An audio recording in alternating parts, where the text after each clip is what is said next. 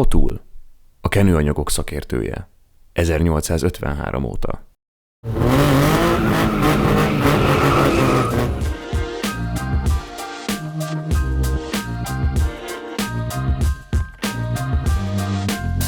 Több hónapig egyeztettünk, de végre sikerült nektek elhoznunk ezt a Humvee-t. A történetben érdekes egy picit belenézni, 1982-83-ban vagyunk, amikor megjelenik ez az autó, természetesen először katonai célra. $50,000 volt az ára, bárki nem vehette meg ugyan, csak kormányzati célokra készült, komoly darabszámban, majd később nagyjából 92-93 tájékán a polgári célú autó is Hummer H1 néven megvásárolható lett. A technikának nyilván robusztusnak kell lennie, azokra a célokra, amiket különböző filmekből ismerhetünk, ez volt az elsődleges szempont. Egy relatív egyszerű V8-as, 6200 köbcentis szívó dízel motorja van. A Detroit Diesel gyártotta, körülbelül a motorja is olyan idős, mint az autó. Annak is 1982-83-ban jelentek meg az első példányai.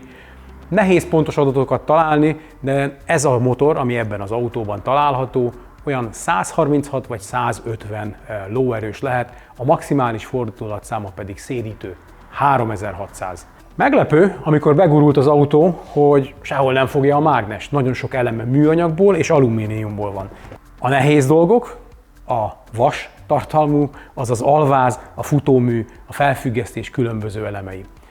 Igazából középmotoros. Az első tengely mögött jóval találjuk ezt az egyszerű V8-ast. Nyilván adagolós motor, egyik központi szívórendszerrel, természetesen megfelelő légszűrőkkel. Semmi nagy trükk nincs benne, a szervószivattyú, a motor oldalán található egy óriási méretű generátor van benne. Motortechnika szempontjából nem valami kimagasló dolog, de nem is ez volt a cél. Pusztán az, hogy legyen megbízható. A hűtés is elég érdekes. Ha megnézzük, akkor a légcsatornák és a ventilátor, az egész szellőztetése olyan, hogy minden része, a váltóolaj, a motorolaj és természetesen a hűtőközeg is kellő mennyiségű levegőt kaphat. Ez mind a motor elejében található, vagy a motor tér elejében, ami elég óriási. És az utastér is, és az egész autó is egy nagyon nagy szélességgel bírt. Érdekes lenne megnézni azt a specifikációt, amit annak idején a tender kiírásakor kaphatott meg mindenki. Ugye talán emlékszünk még, hogy a Lamborghini LM002 is versenyben volt ezért a tenderért, de hát ez az egyszerűség, azt hiszem, és az amerikai eredet azért győzött. Futóműről is szeretnék egy pár szót beszélni. Nagyon egyszerű és érdekes dolog ez is. Független kerékfelfüggesztést kapott, elől-hátul kettős keresztlengőkarokkal, és azért, hogy a szabad magasság kellően nagy legyen, a kerekekben, illetve a kerék agyagban egy csökkentő áttétel van, nevezhetnénk portálhídnak is, de az igazából a merev hidaknak a sajátossága. A differenciálmű is az alvázra van rögzítve, az is rendkívül magasan van, és ezért főleg középen a szabad magasság nagy, ellentétben a merev hidas megoldásokkal, ahol pont középen van az a bumszli nagy differenciálmű. Szóval egy nagyon érdekes szerkezet, 2800 kg a sajátja, ahogy láttátok, ez egy ótés darab 1989-ből. Mire lehet egy ilyet használni, remélem megtudjuk a tulajdonostól.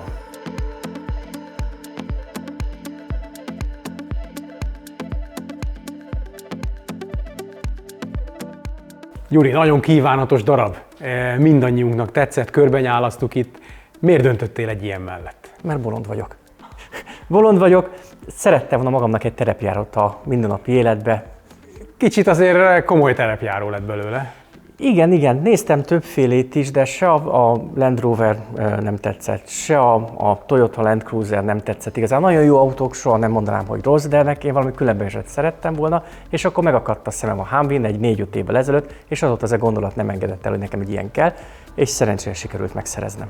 Hogy lehet egy ilyenhez hozzájutni? Hát nagyon nagy szerencsével, szerencsére az egyik betegem ajánlott egy társulatot, az EK Motors, akik pont hoztak maguknak 2 autót, és akkor abban az egyik az enyém lehetett. Előéletéről tudunk-e valamit? Hát sajnos nem sokat, egy farmon szolgált, azelőtt meg a hadseregbe, de hogy hány kilométer van benne, vagy hol volt, erről sajnos nem lehet semmit tudni. Ők már Amerikából hozták? Ők már Amerikából hozták. Milyen állapotban volt akkor?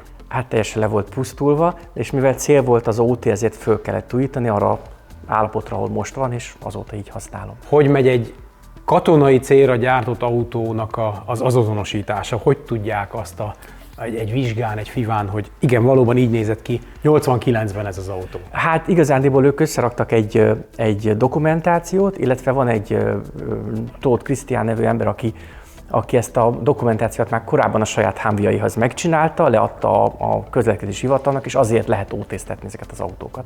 Igazándiból neki volt nagyon-nagyon sok munkája benne. Használod ezt a hétköznap? Minden nap használom, amikor csak kedvem van hozzá, általában 1-2 hétig használom, utána 3 hétig nem.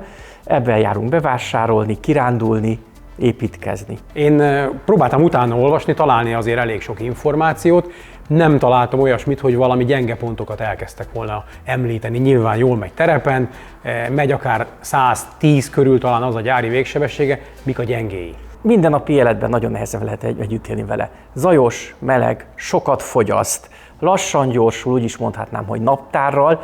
Kell egy bizonyos mazochizmus ahhoz, hogy az ember ezt az autót szeresse. Nincs benne vezetés segítő elektronika, keresztbe áll nagyfékezésnél, keresztbe áll esőbe, de hát aki szereti a gépet, aki szereti ezt ebben küzdeni, az szeret egy ilyen autót. Ezt azért megértem. Az a sok mit jelent fogyasztásban, amit mindig meg szoktam kérdezni, néha egyáltalán nem fontos, de azért jó ezt a számot tudni. Egy évig nem mertem kiszámolni, azt mondtam, mindenkinek azt mondtam, ha 20 alatt leszek, akkor elégedett leszek, és most 17,5 és 18,5 között állok meg. Abba, amikor egy katonai célú autót használsz, ez az önmagad megelégedése, de mondjuk a család mit szól ehhez? Beülnek, élvezik? A családom férfi tagjai igen, imádják, a nők pedig mindig mondják, hogy menjünk valami mással, de zsarolásra rá lehet őket venni, hogy eljöjjenek velünk.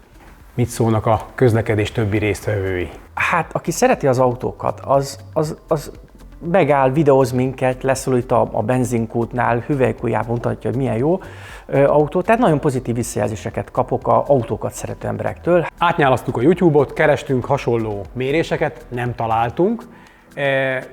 Talán azt mondom, hogy egy picit nagyfába vágjuk a fejszénket, hogy megnézzük, hogy mit tud ez az autó. Te találtál-e valamit, és egyáltalán mit vársz, mennyit fog? Hát amennyi időm volt, megpróbáltam utána nézni, és 130 és 150 lóerők között mondják a teljesítményt. Fogalmam sincs, ennél biztos jóval kevesebb lesz, legfőképpen azért, mert ez egy 31 éves ismeretlen előérhető autó. Meg egyébként azt hiszem, hogy a 2,8 tonna amúgy se lehet, 150 lóerővel sem megy olyan repesztően. Vannak olyan emberek, akik beleraknak 5-600 lóerős motorokat, szerintem értelmetlen. Tehát ezt az autót meg is kell tudni fogni, be is kell vele tudni kanyarodni, meg is kell állni vele. Szerintem úgy jó, hogy van, nem kell hozzá sok lóerő, így egybe van, így még lehet uralni. Hát ha tipped egy számot mondasz, akkor az mennyi lesz? 110? 110? Hát én hajlanék egy kicsit többet mondani, mert azért miért ne lehetne, hát nincs benne sok kilométer, persze a karbantartás ki tudja milyen volt. Nem tudjuk. Nem tudjuk. Megpróbáljuk akkor megmérni, nézzük, mit tud ez a 6.2-es V8-as dízel a mérőpadon.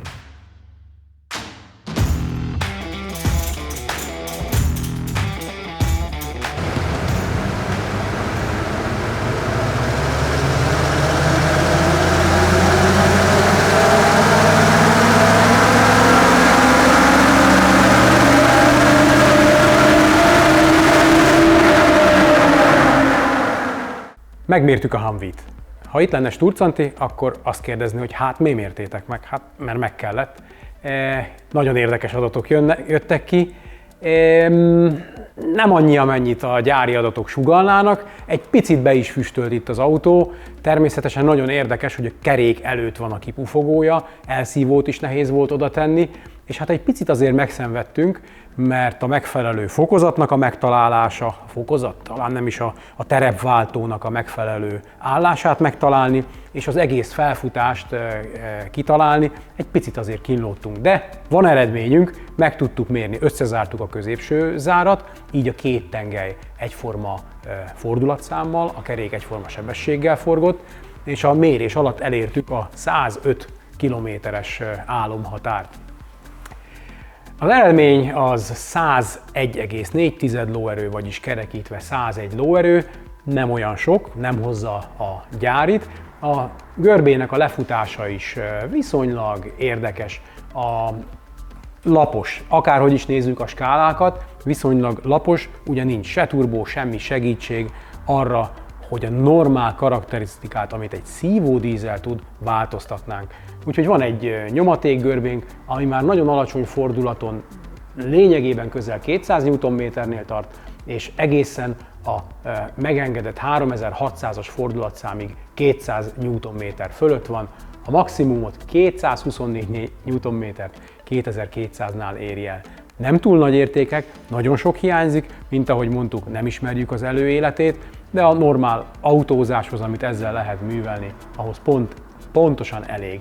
Egy pici törést látunk itt 2500 környékén a görbékben, ugye a keréken leadott görbén ez nem látszik, tehát ez valahogy a kifutásnak a sajátossága.